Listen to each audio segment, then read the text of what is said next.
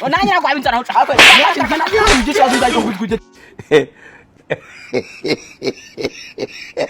Jesus!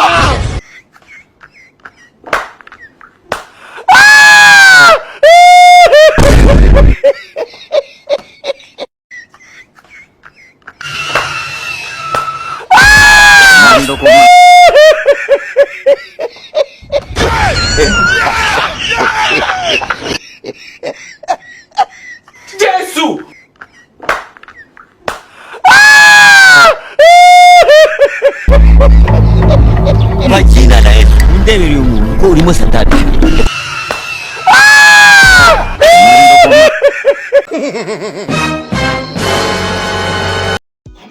Wanije wahere induzu bya. Nagufasha no musi umva ntago watika ngizuku. Ntago watika abe nagatoya. Abandi wagisambu nagufashe.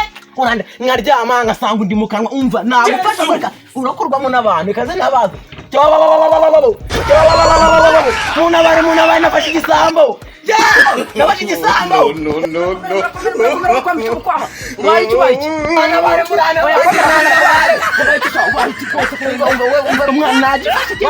Najifashe. Ndagikubita gashoka aho igira kizana hu. Wendi ndagateka kizana. Wowe kizana. Waza tukajyana.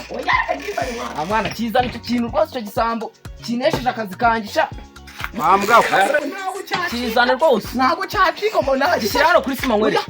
Gishyira n'igishwabizo kugira ngo ushwanye kuzana kwako kanje. Gisambo kitagaragara giteye gute. Ni rwa ruhanya rutwanone rurimo hangana arufashe jewe. Gisambo.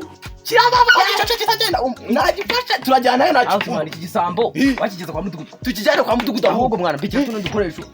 Reka ndushyire mwanga. We twinjize mu nzu mba mwana. Iki gisambo umva. Kwa mudugudu agomba kugifunga bakagikatira. Umukatasa ikintu ni kinini. Ni urusore mwana. Amaruru ufite n'imico mibi. Urazwi n'urugo none. We ntabwo urya ruko none. Uri muri dusho gasanga cyagiye kiri kuguhengeza. Nani mico kwisani mwana ruje no kwisani yawe urimo wirira. Amanda iki gisambo ni cyadanje. Tugende mwana tugende. No. Gisambo ntabwo cyane. Urusore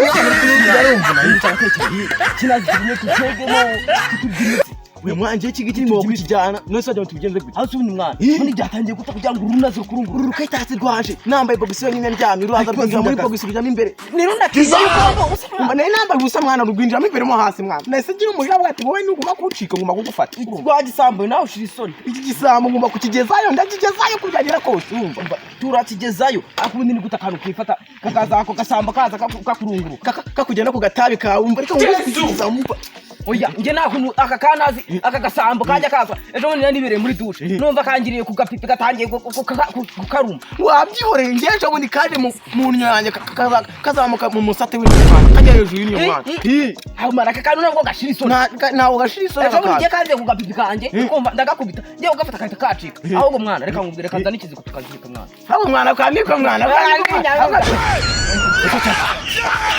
Bakuru mwisho cyaka. Njye nabyo wambwira rero utunye cicika cya gisambo cyamuriye kugira ngo none se nyene narimbi. Njye nabyo wambwira cyaka cyemira nabyo wambwira. Ni narimbi ngutubu. Cya gisambo cyamuriye nyifata mu nzu twirukanka mu byumba kugira ngo nyifate cya cyamuriye amezi gisambo cyanye nifate. None se nyene naje kugutabara ngo kitu cyaka cyemeze gisambo. Cyaranje naje. Cyaka cyene cyaka gisambo cyanye. Urari nabyo cyaka ngutubu cyaka. Njye nabyo wambwira cyaka. Njye nabyo wambwira. Njye nabyo wambwira guteka.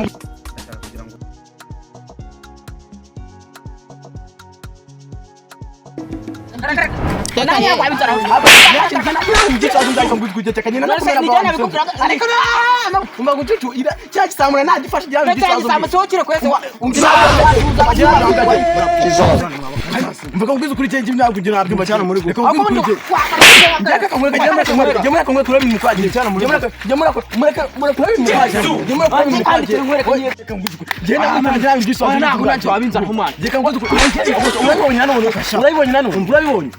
Kanguzi kunje kumbondi mwe murimo murafiki kanguzi kuntu ibintu bimeze jengu umutipe yagiye afata wese manje mugweje kuntu ibintu bimeze uyu mukayitasi je nifata igisambo mu rugo iwaye cyanjujubije urumva ndakizanye njye kucyere kwa mudugudu uyu nguyu arashuka kitazima cyinshi arameze ibyanjye ngerero je arameze ibyanjye kanguzi kunje arameze ibyanjye kanguzi kunje buni cyo uzana akaje umuzya umva mureka mbabwira Babwire. Iki ubundi muri gupfiki. Akuri Nimba kibacitse kibacitse, nimba kibacitse urumva. Umva babwire. Nimba kibacitse mwagiye mugafatanya ahubwo mukagishaka aho kugira ngo murwane. Akabwiza ukuri. None mwarwane. Twatuje mwamucaka twatuje katugiye. Sana Imana tugiye kurwana. Tugiye kugiga nta Imana. Ntari sawa. Sawa ntari.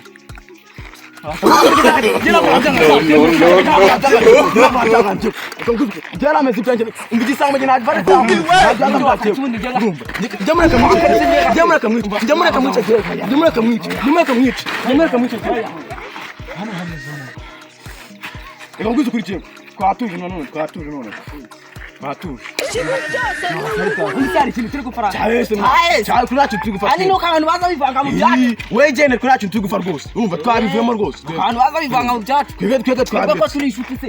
ntacyo dupanga turi n'inshuti hano ni abarwayi bo mu mutware Shabana basize. n'amajyana ashangwe muri bicucu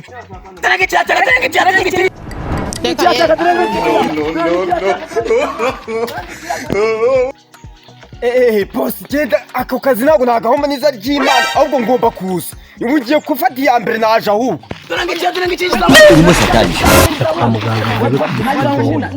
igisambo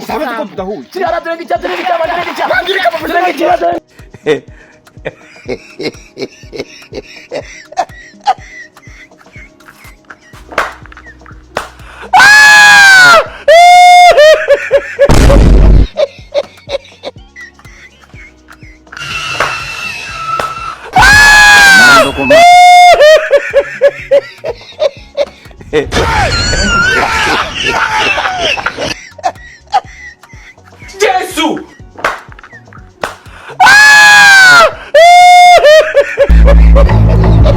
Majina na Yesu undebereye umuntu ko urimo satani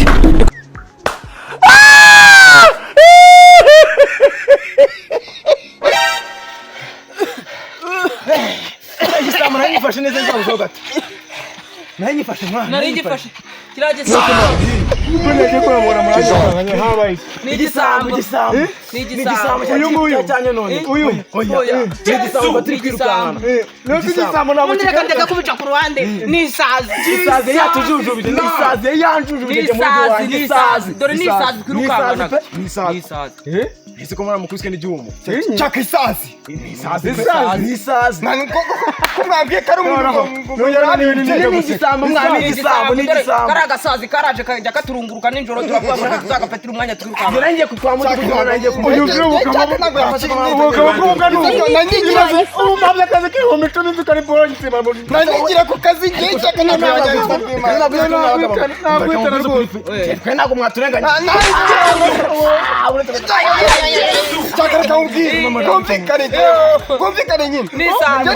ubu nagiye umunsi wose hejuru y'isazi nahagiye none se Cyari karuvuga inunu kagasazi karuvuga inunu. kagasazi gato kanjujubije gakwagiye kamubwira njye nanjye ku kazi k'ibihumbi 20 nayi kuzagakura amazi 12 chaka uzankurira paka Wati babariye gogo natwe tukari tubizi. kukoresha icyumweru cyose ariko rwose nimucyemeraga mwabana nimucyemeraga uramabaje wakora